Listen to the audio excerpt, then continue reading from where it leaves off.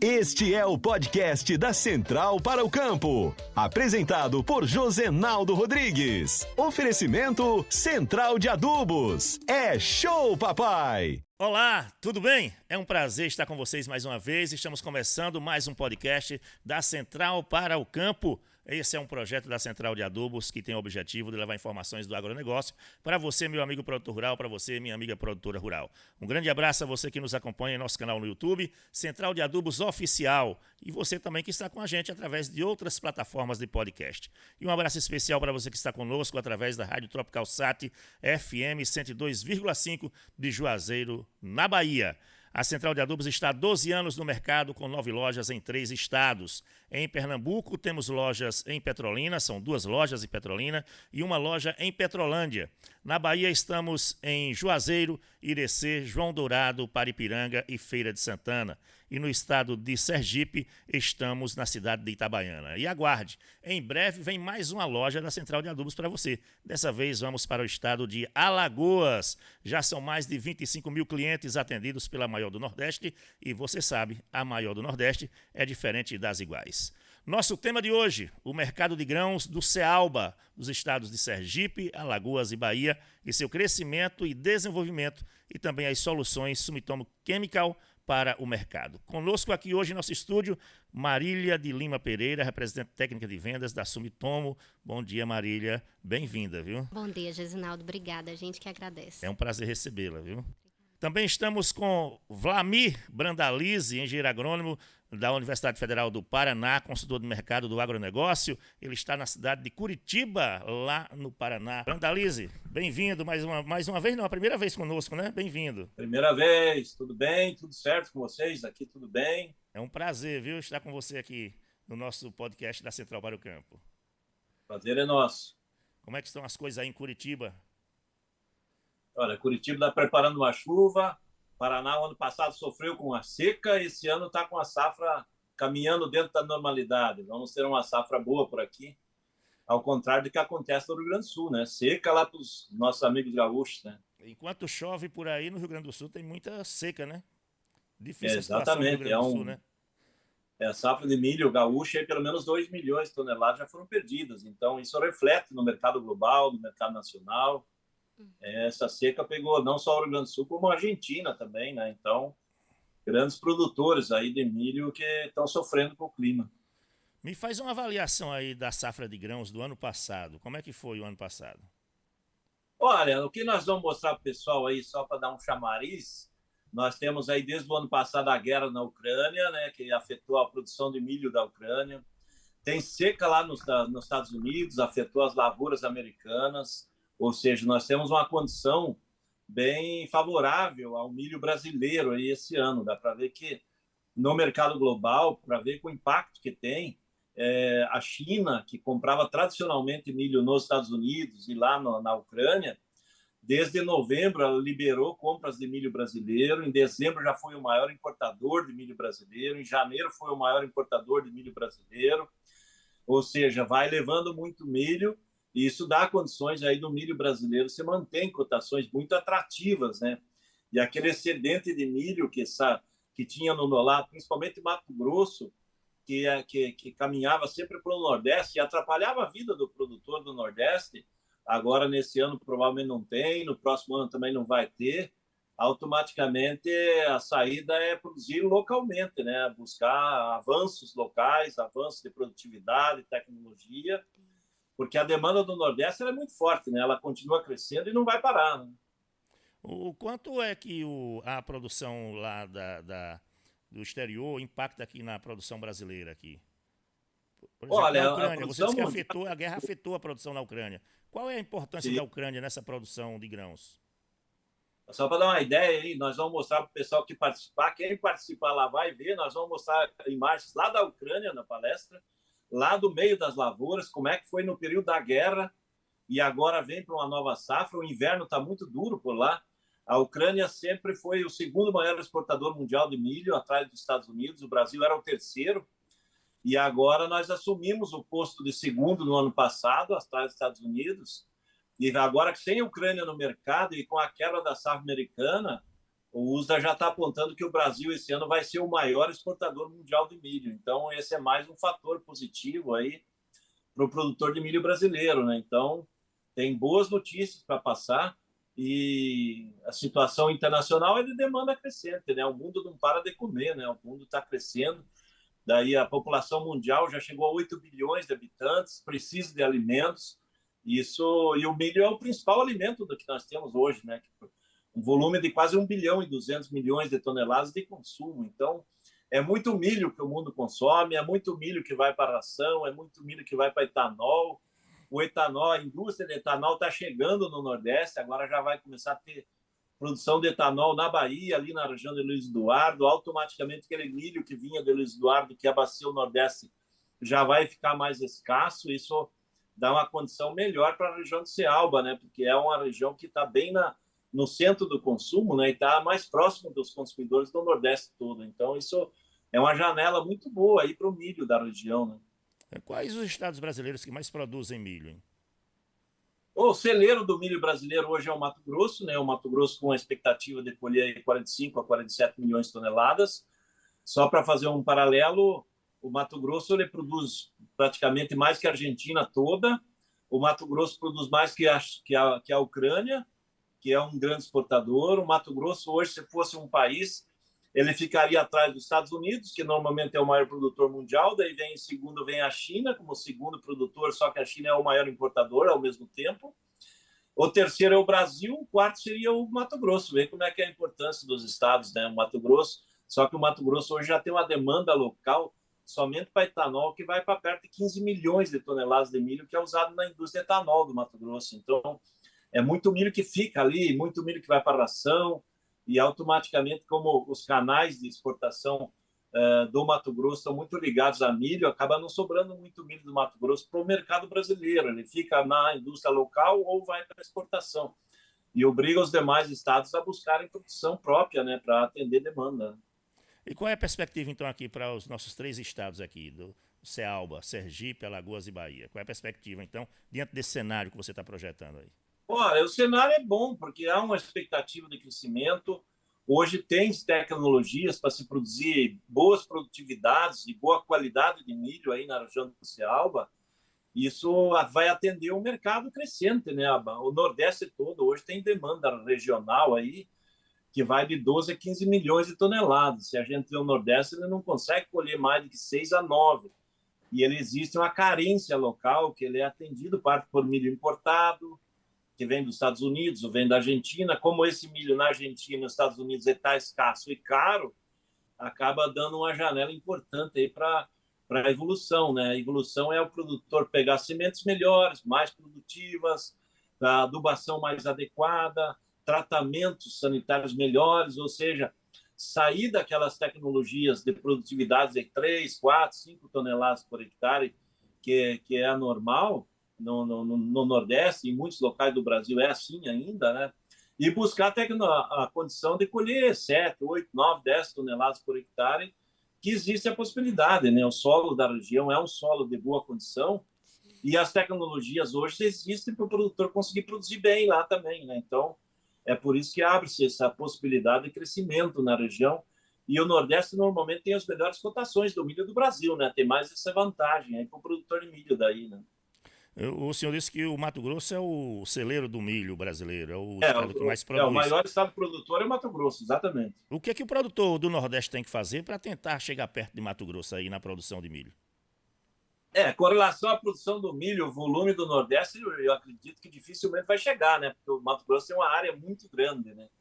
Mas em tecnologias é possível, porque hoje o que vai? A tecnologia do produtor, ele vai primeiramente numa escolha de uma boa semente, né? Ele vai ter que ter uma boa semente, daí depois ele tem que fazer uma correção adequada do solo, fazer um solo adequado, fazer uma adubação, que a adubação nada mais é que se alimentar a planta, né, adequadamente, e na sequência se fazer um bom tratamento nela, né? Você deixar ela evoluir bem, sem pragas, sem doenças, para ela expor aí todo o seu potencial produtivo. Daí o produtor aí da região de Cealba pode colher 10, 12, 13 toneladas por hectare, como a gente tem aqui no Paraná. Na minha propriedade também sou produtor, eu tenho uma área esse ano que nós estamos colhendo 15 toneladas por hectare.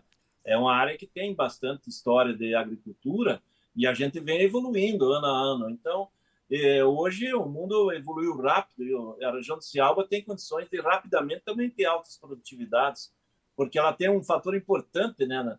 Ela tem sol, né? O milho gosta de muito sol, tendo sol e umidade, automaticamente você vai ter alta produtividade em cima do milho, né? O 15 toneladas por hectare é uma boa produção? Olha, É uma daí é melhor excelente que produção? é excelente, daí é produção dos melhores estados americanos lá, que são os melhores produtores do mundo, né? Então, é produtividade do estado de Iowa, que é o estado que mais tem produtividade dos Estados Unidos, é o maior estado produtor de milho do mundo, né? Lá nos Estados Unidos, no meio oeste americano. Quando consegue esses níveis, você está no topo aí da produtividade. Daí você tem lucratividade muito grande, né? Você consegue ganhar muito dinheiro com o milho quando você consegue essas produtividades. A plantação do senhor fica aí no Paraná ou fica no Mato Grosso? É aqui no Paraná, aqui Paraná, no né?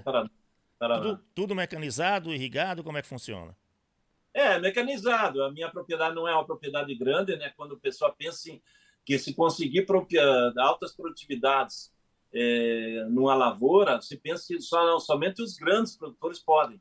A minha propriedade é uma propriedade aqui do Paraná considerada média, aí, num total aí que não dá 100 hectares de lavoura, então é muito comum essas áreas no Nordeste, então se tem condição de ter em áreas pequenas e médias altas produtividades, e é mais fácil controlar uma área pequena do que uma área muito grande, como as áreas do Mato Grosso são muito grandes, então qualquer falha, as perdas são muito grandes. E aí no Nordeste as condições são de propriedades pequenas e médias e algumas grandes, onde que o produtor tem condição de controlar melhor e fazer altas produtividades, porque é mais fácil de administrar uma situação como é no Nordeste hoje do que efetivamente uma fazenda gigantesca que é que existe no Mato Grosso, né? Vocês plantam aí irrigado ou por chuva? Como é que funciona? A nossa região aqui do Paraná é uma região privilegiada que ela não precisa de irrigação. Ela tem chuvas constantes, né? Nós temos quase 3 mil milímetros de chuva por ano. Muito. Então, não há uma necessidade de irrigação. Nas regiões que têm condição de irrigação, que o produtor pode controlar a água, ele pode conseguir aí expor aí o máximo do potencial produtivo do milho, né? Então, você tendo a água para o milho e você tendo o sol, que é o que o Nordeste não tem falta, é sol, é luminosidade, você consegue pôr aí um milho com altas produtividades e alta qualidade. Então, aí nessas regiões a condição vamos dizer assim, é espetacular, né? Melhor que qualquer outro lugar, né? O único obstáculo que a gente vê é quando você não tem a umidade. Você está na Argentina, por exemplo, a Argentina tem solos de excelente qualidade, mas com seca não consegue estar produzindo quase nada esse ano. Aqui tem muito sol, como o senhor disse aí bem, tem muito sol, mas também não tem tanta chuva abundante como tem aí no Paraná. O quanto essa questão climática pode influenciar na produção do milho aqui no Nordeste? Olha, no Nordeste, quando a questão do produtor planta o milho que não é irrigado, aí ele tem que planejar dentro dos períodos da chuva, né? Aproveitar o máximo da chuva, dos 60, 80, 90 dias que tem período de chuvas, para ele conseguir fazer a planta evoluir, florescer e começar a encher os grãos durante o período de chuvas. Aí ele consegue ter boa produtividade. E também no Nordeste a gente sabe que tem bastante gente que está na área de irrigação e está crescendo a área de irrigação. Então, tem o potencial. Aí, quando é com irrigação, aí não tem muito o momento certo de plantar, porque aí todo ano é área produtiva, pode produzir o ano inteiro. Daí, né? O senhor disse que o oeste da Bahia começou a produzir mais etanol a partir do milho. E isso pode ser uma janela para o crescimento da produção aqui, para o consumo humano do milho? Sim, sim. O consumo humano de milho no Brasil está crescendo, né? Porque hoje os pratos tradicionais aí de milho, base de milho, eles chegaram ao cardápio do consumidor geral, né? Porque a mídia hoje mostra aí na televisão, das receitas, é o cuscuz, a farinha, é o biju do milho, é o fubá, é o bolinho do milho, é o bolo de milho, é o milho na forma de milho verde, naquele que produz milho para consumo de verde. Então, ou seja, as opções do milho são muito grandes e ela está evoluindo muito rápido, porque a nível global, um dos alimentos tradicionais que nós temos no planeta chama trigo. E o trigo, em função da guerra da Ucrânia, em que a Rússia é o maior exportador mundial e a Rússia está sendo penalizada aí pelos países, a Ucrânia é outro grande produtor de trigo exportador.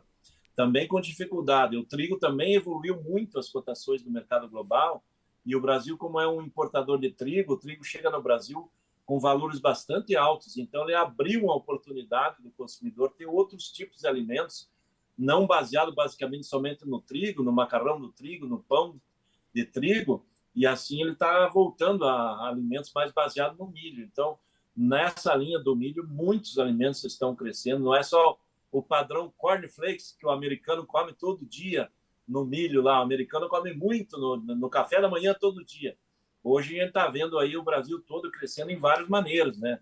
É o cuscuz, é o próprio floco do milho, o cornflakes, aí tem alternativa, o bolo de milho. Hoje a gente viaja pelo Brasil, tem muitas opções aí ligadas ao milho, justamente porque abriu uma oportunidade, e o trigo com valores cada vez maiores, ele dá essa chance da população desses alimentos alternativos do milho, que tem valores mais competitivos, né? São valores mais justos aí no orçamento das famílias, né? Com esse crescimento da produção de etanol aqui no Brasil, no Nordeste principalmente, está abrindo mais esse mercado. Hoje é mais vantajoso plantar milho para o consumo humano ou para a produção de etanol? Olha, normalmente o consumo humano ele é mais vantajoso. O etanol ele vai ficar provavelmente mais vinculado àquela região ali de Luiz Eduardo Magalhães, porque ali já tem uma produção de milho, e eles também têm um foco de usar parte das áreas que ficam sem lavouras aí depois da soja com o plantio do sorgo. Então, é essa condição que vai viabilizar a indústria do etanol ali naquela região do oeste da Bahia, mas vinculada em parte de milho e parte principalmente do sorgo, como alternativa para fazer o etanol. Porque se a gente entrar no Nordeste, na região de Ceará e o Nordeste acima, o valor do milho ele é bem acima da média nacional, e daí já para o etanol ele já não é viável, ele já fica caro para a indústria do etanol. Ele é muito mais viável para a indústria de consumo humano, para alimentação ou para a ração, do que efetivamente para essa indústria do etanol, aí que ele tem que ter o milho mais barato, né? Por isso que o milho da região da Cialba ele sai com a média de valores e vai sair melhores que as demais regiões do Brasil, né? Ele vai receber muito mais que o produtor do Mato Grosso, que o produtor do centro do Brasil, porque ele vai estar junto do consumidor, é o consumidor humano e é o consumidor de ração da região que se paga mais pelo milho aí no Nordeste todo, né? O senhor disse que a Ucrânia está enfrentando problemas por causa da guerra na produção do milho, na produção dos produtos agrícolas, de uma maneira geral, ela está enfrentando problemas, né? Os Estados Unidos teve uma quebra na safra. Como é que está a produção do Brasil a nível internacional? O Brasil está exportando milho para outros países? Olha, ano passado nós exportamos aí mais de 44 milhões de toneladas, e a projeção desse ano é chegar a 50 milhões de toneladas. E esse ano, provavelmente, nós vamos superar os Estados Unidos. A projeção de exportação dos Estados Unidos é 48 milhões e meio, e nós devemos chegar a 50 milhões. Esse é o primeiro ano da história do milho que um país vai superar os Estados Unidos como exportador de milho, que é o Brasil. É a primeira vez que o Brasil também vai chegar a líder mundial do milho, e os americanos, pela primeira vez, perdem o primeiro posto, né? Isso já vimos essa história com a soja aí, há uns 10, 12 anos atrás. O Brasil exportava menos que os Estados Unidos, nós superamos, e agora a gente não perde mais, a gente sempre já está na frente, somos o líder mundial, e no milho no caminho é o mesmo, o caminho do Brasil para o milho é o mesmo. Então o Brasil já é líder mundial em exportação de milho? Esse ano a gente considera que nós somos líder na exportação, né? Porque os problemas dos demais aí, e os Estados Unidos não tendo milho suficiente para exportar, nós já vamos assumir o primeiro posto mundial. Qual é a participação do Nordeste nessa posição aí? Olha, na exportação o Nordeste tem pouca importância, né? Porque o Nordeste hoje ele é uma região do Brasil que ele não consegue atender a demanda, né? Tudo que se produz no Nordeste, ele se consome no Nordeste, e não consegue, e ainda tem que trazer milho de outros locais. Então, esporadicamente, alguma carga, algum navio pode ser exportado no Nordeste, mas não é a tradição, porque a demanda de consumo nordestina é muito maior que a produção. Então, tem que crescer muito a produção no Nordeste para o Nordeste poder ter milho para ser exportado. Ele vai continuar sendo um milho consumido localmente. Isso acaba dando condições melhores para o produtor de milho, né? Porque dá um valor maior para o milho quando ele é consumido interno do que o milho exportado, né? E esse aumento nessa produção do Nordeste depende basicamente dos produtores ou precisa de um incentivo governamental para isso? Não, eu acho que o governo não atrapalhando já ajuda bastante, né? É só não atrapalhar, né? Isso, exatamente. É porque o produtor hoje, ele precisa, para crescer, ele precisa de conhecimento e de empresas que forneçam para ele as tecnologias para ele conseguir produzir. Que daí vai desde o maquinário que ele vai usar, os fertilizantes, os defensivos e as sementes. Então, ele tendo as ferramentas de trabalho dele, ele vai fazer o crescimento da produção, da produtividade, da renda, da lucratividade, vai girar mais dinheiro para ele, para o sistema, para as cidades.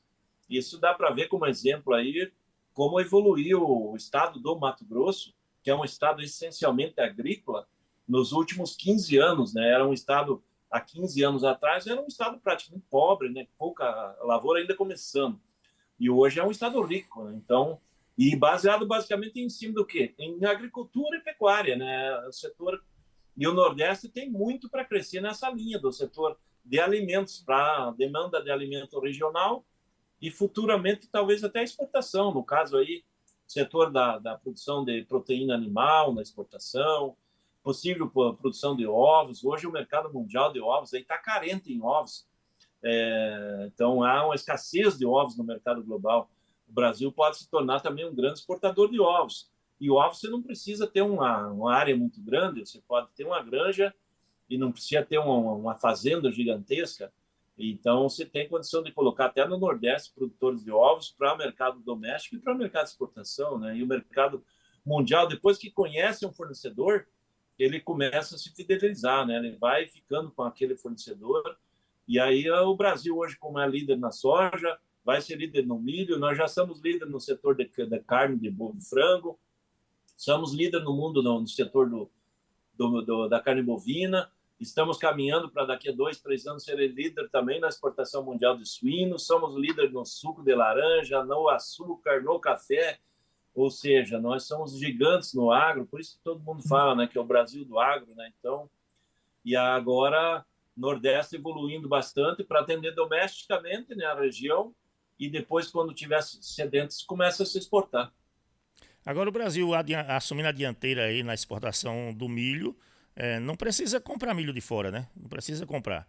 Como a gente faz com a cebola, por exemplo. A gente produz bastante cebola, mas em uma determinada época do ano a gente acaba comprando cebola da Argentina. Com o milho vai precisar acontecer isso, na visão do senhor? Olha, em alguns momentos no Nordeste, em função do custo do frete, por exemplo, se pegar um milho do Mato Grosso e levar para o Nordeste, em alguns momentos o frete do navio que sai da Argentina e chega no Nordeste é um frete mais barato do que o frete que sai do Mato Grosso de caminhão e vai ao Nordeste. Sério então, isso? Isso ainda vai acontecer. Isso vai acontecer porque o Nordeste é um estado ainda que não ainda não tem uma autossuficiência, não consegue atender a demanda total de milho, no caso do milho, ele ainda vai precisar importar milho. Isso não é de um ano para o outro que você deixa de ser um importador, porque a produção tem que crescer bastante ainda para chegar à autossuficiência e sobrar milho, né? Certamente no futuro ainda vai ter milho americano chegando nos portos do Nordeste, vai ter milho argentino, mas a tendência cada vez que passar o tempo é ter menos e ter mais produção regional, né? Então é mais barato trazer um milho do exterior para o Nordeste do que trazer do Mato Grosso aqui para o Nordeste? Normalmente sim, por causa do custo do frete, né? O frete brasileiro é um frete via caminhão, né? E o frete marítimo normalmente é bem mais barato, né? Nossa senhora, quem diria, hein? A gente tem que trazer de fora porque é mais barato, né? Se nós tivéssemos trens que passassem do Nordeste lá para o Mato Grosso, via trem ficaria mais barato.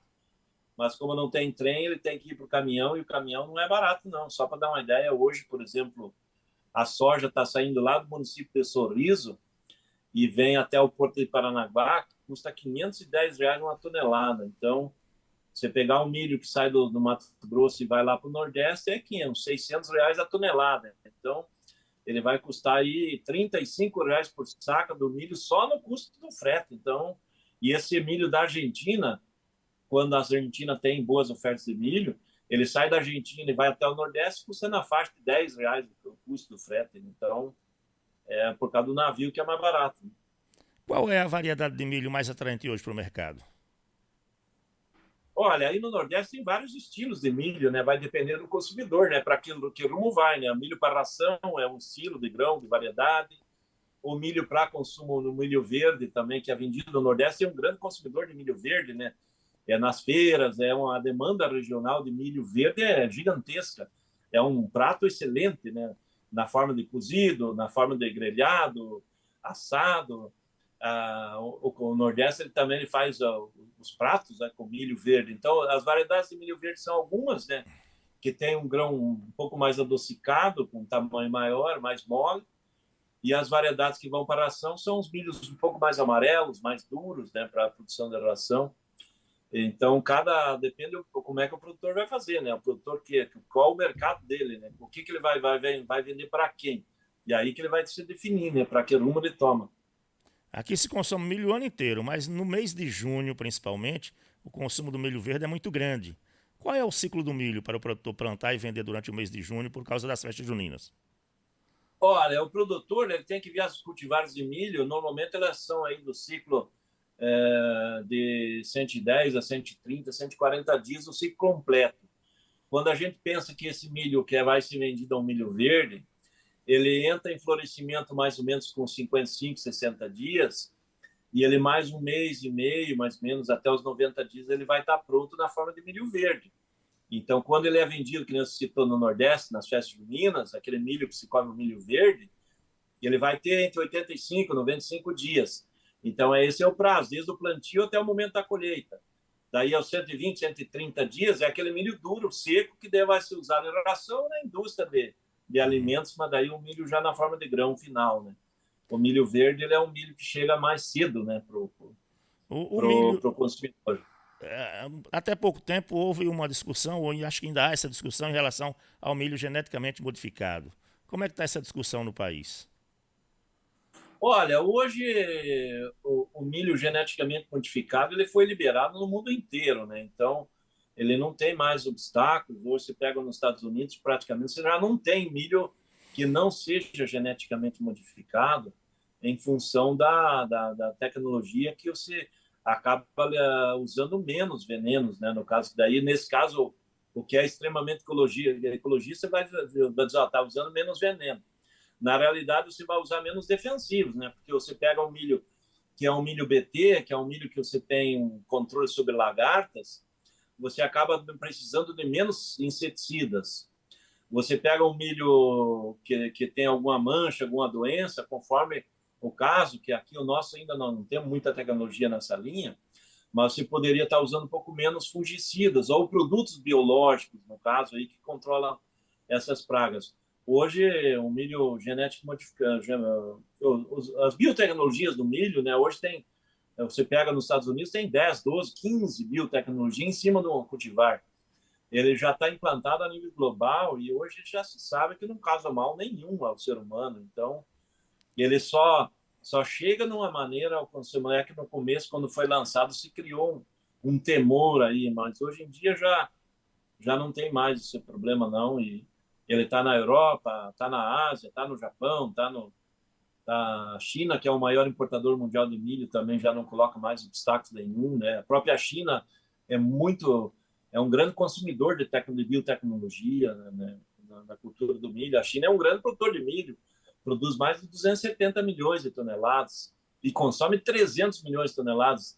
Então, ela busca cada vez mais altas produtividades e alta qualidade de produto nutricional que tenha uma qualidade nutricional boa, né? Isso a biotecnologia pode colocar também para o produtor. Então, nutricionalmente falando, ele não traz nenhum prejuízo para o ser humano, né?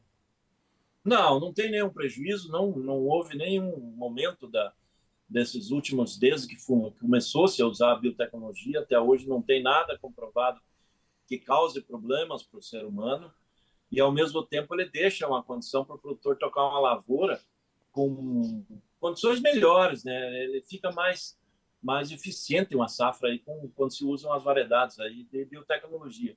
Bem como também, hoje ainda tem cultivares aí da própria Embrapa, em que você usa aí milho para consumo humano, para consumo milho verde, que ainda tem tecnologias que praticamente não tem a biotecnologia, só que aí obriga o produtor a controlar melhor, né? Porque daí ele tem mais ataques de lagartas, de insetos gerais, de doenças, e aí ele obriga o produtor a acabar fazendo tratamentos maiores com produtos sanitários, aí, com defensivos. Né? Tá. Ele produz mais rápido?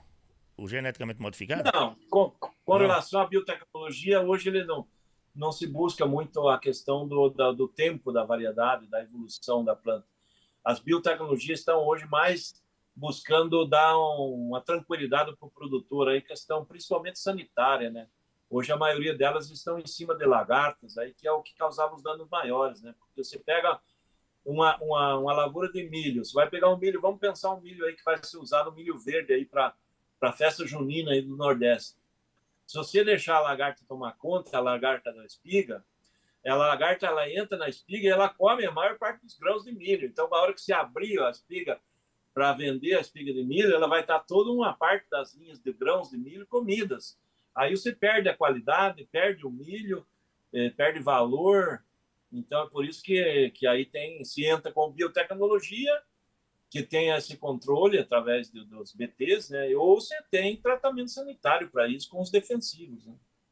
Tá bom, então. Eu sei que você tem compromisso, mas só reforça aí a perspectiva da safra de milho para 2023, para que todo mundo fique animado e jogue duro aí na plantação. Olha, o mercado do milho está muito favorável aí nesse ano, é um dos melhores anos da história do milho. O milho começou 2023 com médias históricas, cotações altas no mercado global. O Brasil, como celeiro de exportações, ele vai dar condição para o mercado do milho se manter em cotações atrativas aos produtores. Os custos de produção em relação ao ano passado, nesse ano, estão menores, aí, fertilizantes caíram quase pela metade, né? Está num momento atrativo para o produtor.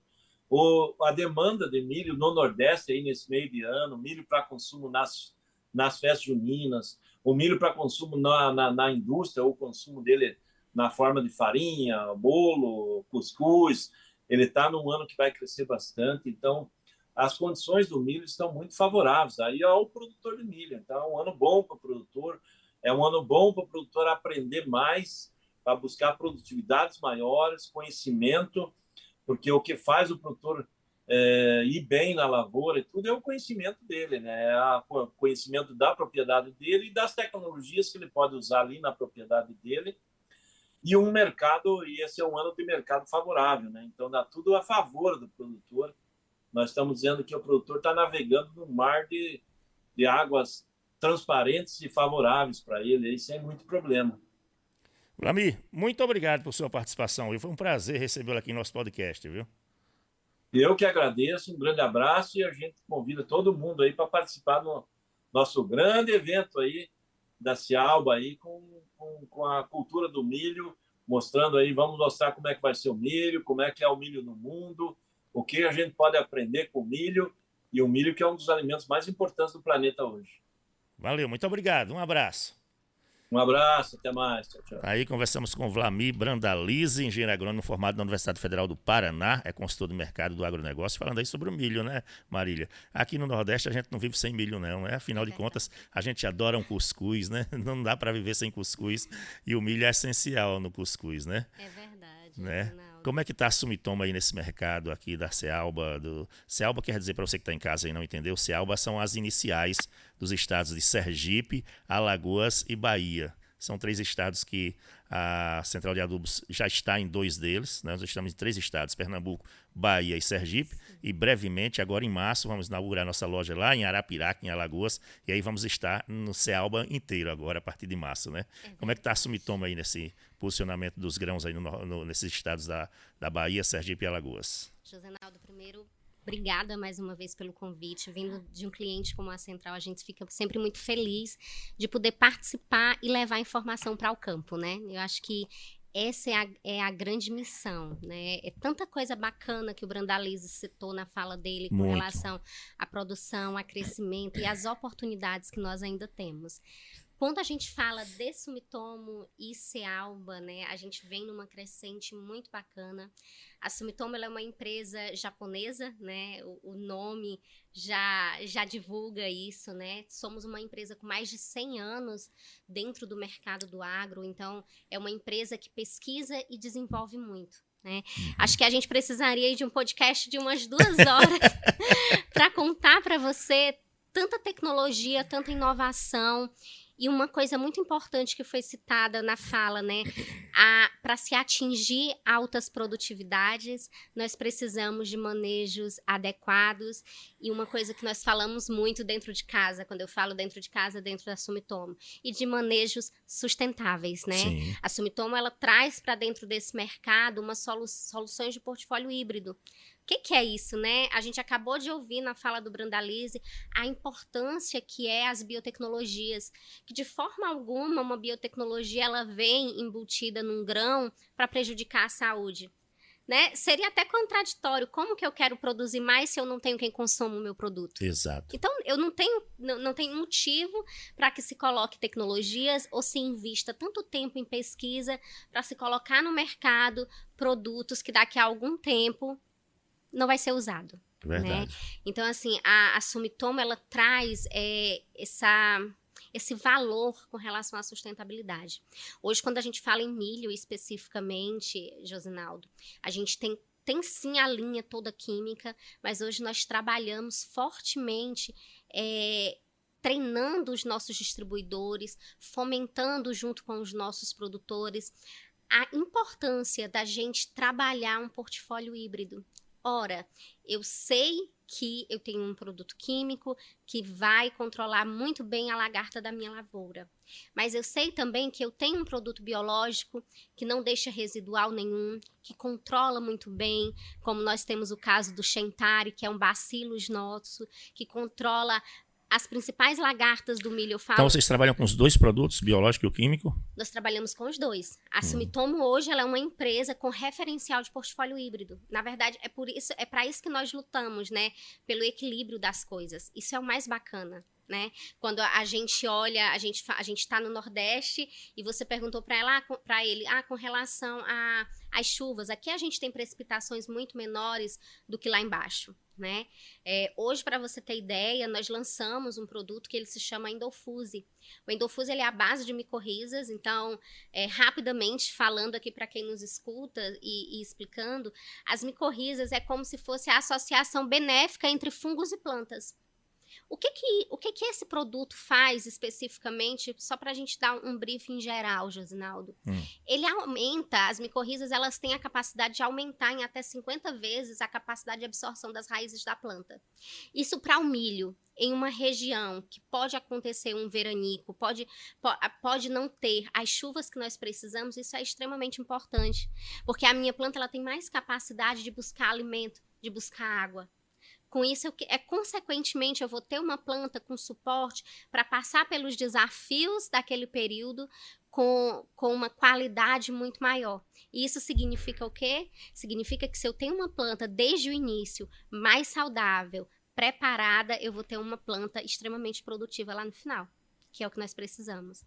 Dentre diversos outros produtos, né? Se a gente pensar ainda em controles biológicos, a parte hormonal, hoje a Sumitomo ela é muito rica, né? Se a gente falar sobre o nosso Progib aqui, que protege a planta contra tombamento, especificamente falando de milho nesse momento, que protege todo o estande inicial, que fortalece a planta, né? Mais uma vez, lá na frente nós vamos ter plantas que estão alcançando o seu alto potencial produtivo. Qual é a função do Progib aí no milho, por exemplo? A função do Progib, o Progib ele é um hormônio, como eu te falei, ele é a base de ácido giberélico. Então, hoje, a principal função dele, na verdade, ele tem algumas funções, né? Como eu te falei, ele fortalece a planta, então a gente vai ter plantas com colmos mais grossos. Isso vai fazer com que a gente tenha uma planta muito mais forte no decorrer desse período que o milho precisa para chegar até o seu estágio produtivo, né? Nós vamos ter plantas mais uniformes, plantas com arranque inicial muito melhor. Então, se eu tenho um stand inicial, imagina um bebê, se eu cuido dele no início, se eu cuido bem dele no início, eu vou ter ele muito mais forte no futuro e ele produzindo muito mais, porque ele está mais saudável. Então pode aplicar desde pequenininha a planta? Então, o ideal é que a gente aplique ele naquele iniciozinho, né? Os produtores que estão aí em casa nos ouvindo, quando eu falar que é para aplicar ali em V3, eles vão entender bem, né? Que ali no estágio mais inicial, estágio vegetativo, na fase 3, eles conseguem entrar com uma aplicação como essa. Sem contar no visual verde absurdo que o produto dá. E no final, a gente vai ter sacas a mais por hectare. É um produto que nos ajuda a produzir mais, né? Então, o Progib seria, para os seres humanos, uma vitamina. Para a planta também. Para a planta também, a gente pode É uma falar vitamina dessa para forma. fortalecer, para que a planta possa crescer saudável, né? Crescer saudável e alcançar o seu potencial produtivo, né? Porque você imagina, às vezes o cliente ele investe na melhor semente, mas se ele só plantar essa semente e ir para casa, não vai acontecer nada. Ele precisa cuidar dela. Ele precisa fazer um bom tratamento de semente. Na nossa região, a gente tem visto que nos últimos 3 anos existe uma praga chamada cigarrinha que tem aumentado a infestação dela na nossa região, e a gente precisa cuidar disso. Então ele precisa entrar com as aplicações de inseticida, né? Vai chegar o momento em que a planta pode ter doenças, a gente precisa entrar com aplicações de fungicida eficientes, né? Então a Sumitomo ela vem com todo esse portfólio para poder Tudo atender. isso tem no portfólio da Sumitomo, inseticida? Tudo isso tem no portfólio da Sumitomo. Eu te falei no início, né? É um portfólio híbrido, onde a gente consegue tratar a semente, onde a gente tem toda a parte de inseticida, fungicida e herbicida. Né? Isso é muito bacana, porque é dentro de um portfólio amplo, inovador, né? Tecnológico, que a gente consegue fazer um manejo ideal dentro de várias culturas, não só do milho, né? Quando a gente fala em Cealba, a gente imagina logo aquelas mais de 400 mil hectares de milho, mas a gente tem aí mais de 80 mil hectares de laranja, a gente tem produção de cana-de-açúcar, a gente tem o HFzão em geral, e a Sumitomo, ela tem um portfólio amplo, né? Diverso, e que atende a todas essas culturas. E como é que essa parceria com a Central de Adubos fortaleceu a Sumitomo aqui no Nordeste, sobretudo? A Central, ela é uma empresa que dá capilaridade, né? É uma empresa com mais de 12 anos, como você falou. É uma empresa que está nos principais polos. E como não ter um parceiro como esse? Né? Não tem como a gente falar de Central sem falar em Aurélio, né? Um cara extremamente visionário. Né? Quando ele chega e coloca na cabeça do produtor, né? A Central é diferente das iguais. O que eu estou querendo mostrar para o meu cliente com isso? Que aqui eles conseguem entregar algo diferenciado, seja em condição, seja em tratamento, seja em assistência técnica e, o principal, um portfólio inovador, um portfólio responsável com empresas sustentáveis. Então, é sim de interesse de uma empresa como a Sumitomo Chemical ter parceiros como a Central de Adubos. E é uma via de mão dupla, né? É bom para a Central e é bom para a Sumitomo parcerias tão valorosas como essa. Então, é muito importante. Ô Marília, o Brandalize falou aí que há uma possibilidade de crescimento, né, neste ano 2023 do plantio do milho aqui na região de Cealba, né? Sergipe, Alagoas e Bahia. Isso é bom para a Sumitomo? A Sumitomo cresce juntos também? Com certeza, não tenho dúvida disso. Com o portfólio que nós temos hoje onde atende, Josenaldo, a necessidade do nosso produtor, né? Em todos os aspectos que a gente fala de sanidade de plantio, com certeza isso é muito bom para a Sumitomo e com certeza o nosso produtor está levando um portfólio sustentável, inovador e que realmente funciona na lavoura dele. Então, isso é muito importante, né? E um portfólio que vai proteger e potencializar o potencial produtivo. Como o Brandalize falou, hoje o Nordeste, ele não produz o suficiente nem para atender a demanda do Nordeste. Então, você imagina quantas oportunidades nós temos e nós, como empresa, né, como temos que incentivar o nosso produtor a trabalhar para aumentar a produtividade dele.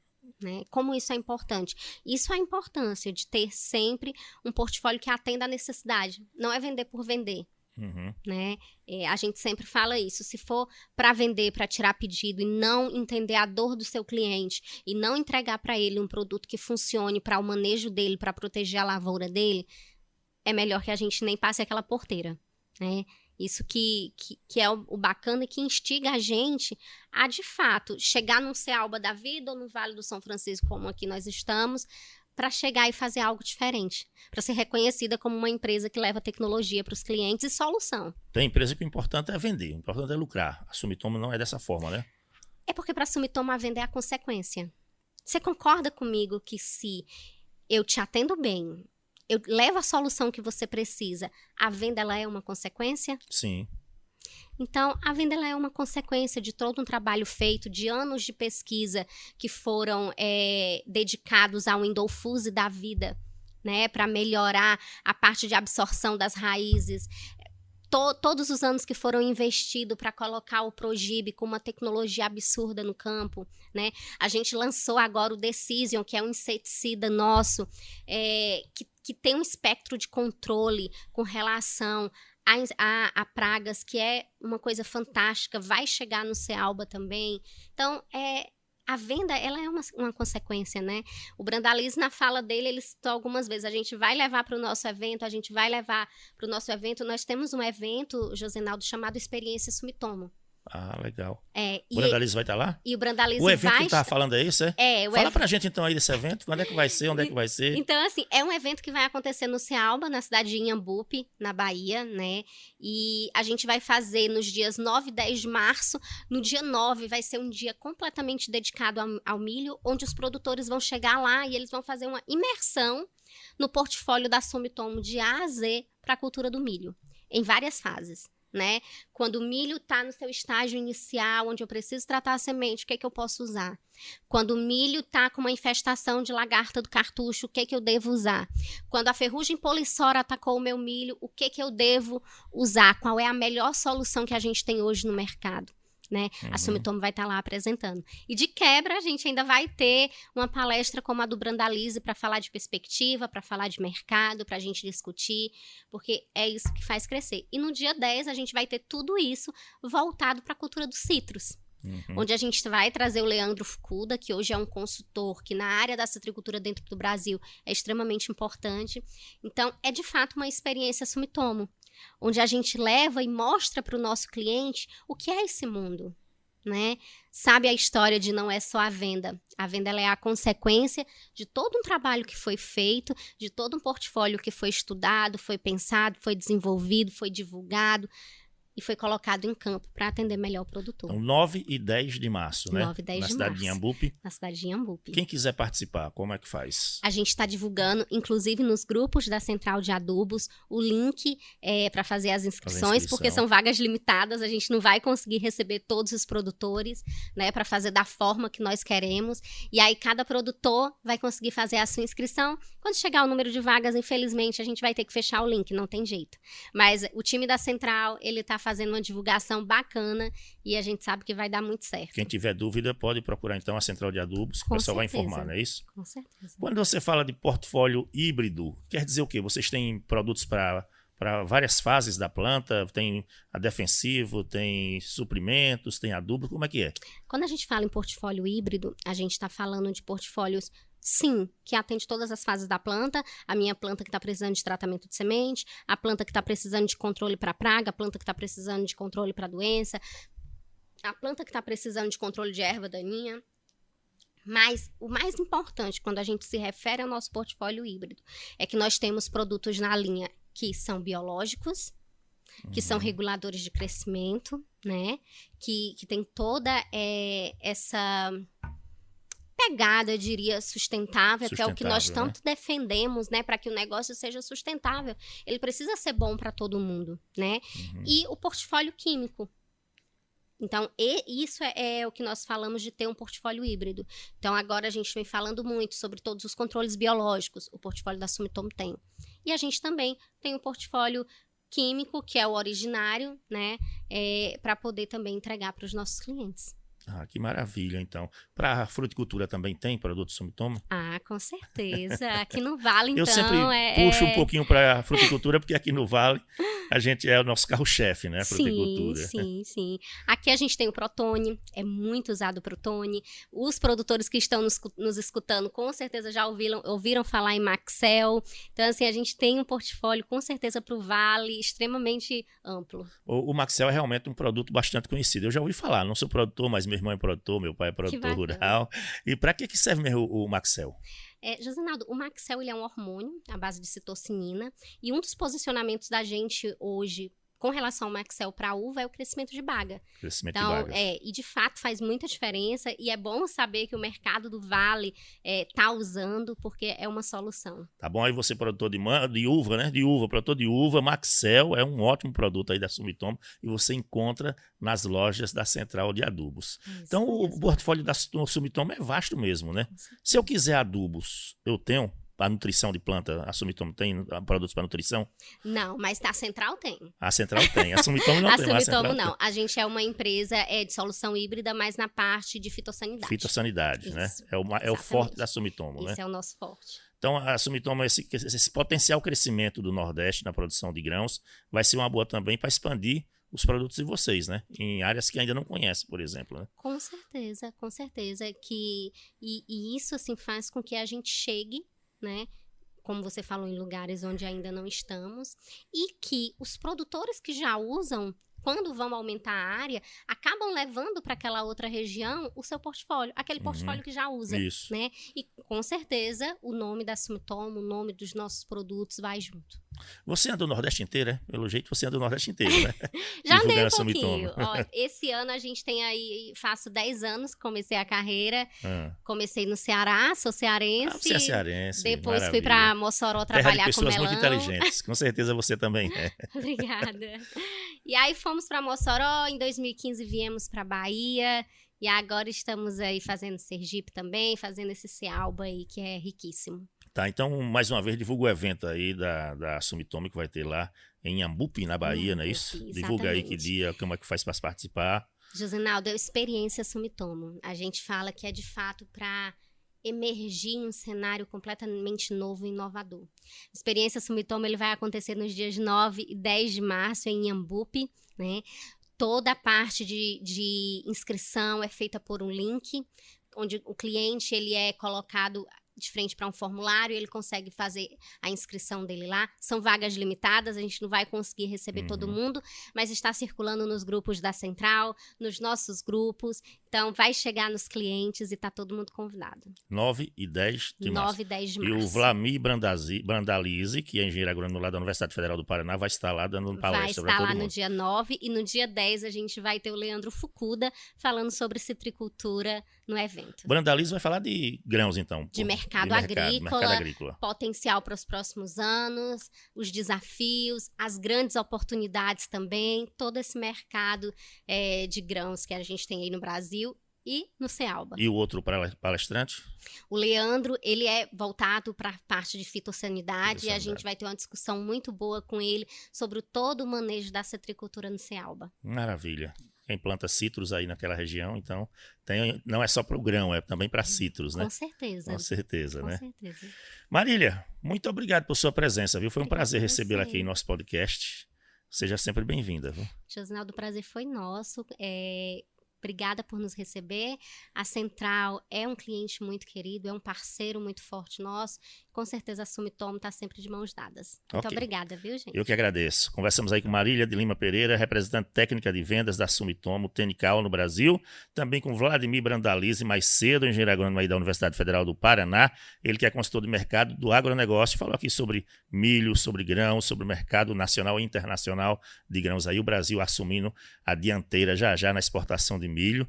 Isso é bom na frente aí da Ucrânia e dos Estados Unidos. É uma notícia ótima para os produtores aqui do Brasil, né? Principalmente para os produtores do Nordeste, aqui da área Cealba, Sergipe, Alagoas e Bahia, que está em fase de crescimento aí na produção de milho, né, Marília? Isso mesmo. Um abraço para você. Bom carnaval, viu? Hoje é sábado de carnaval. Um abraço para você, Obrigada. Tá bom? Deixa eu mandar um abraço para as pessoas que se ligam na gente, nossos amigos que acompanham a gente aí através da Tropical Sat 102,5, ou então através do nosso canal no YouTube, Central de Adubos Oficial, ou em outras plataformas de podcast. Ivonaldo em Juazeiro, Carlão, Edivan Sapateiro, um abraço a vocês, um abraço e obrigado pelo carinho da audiência sempre. A você que nos acompanha em toda semana, o nosso abraço e no próximo final de semana, se Deus quiser, estaremos de volta aqui com mais um podcast da Central para o Campo. Obrigado por estar com a gente. Até o próximo podcast da Central para o Campo. Oferecimento Central de Adubos. É show, papai!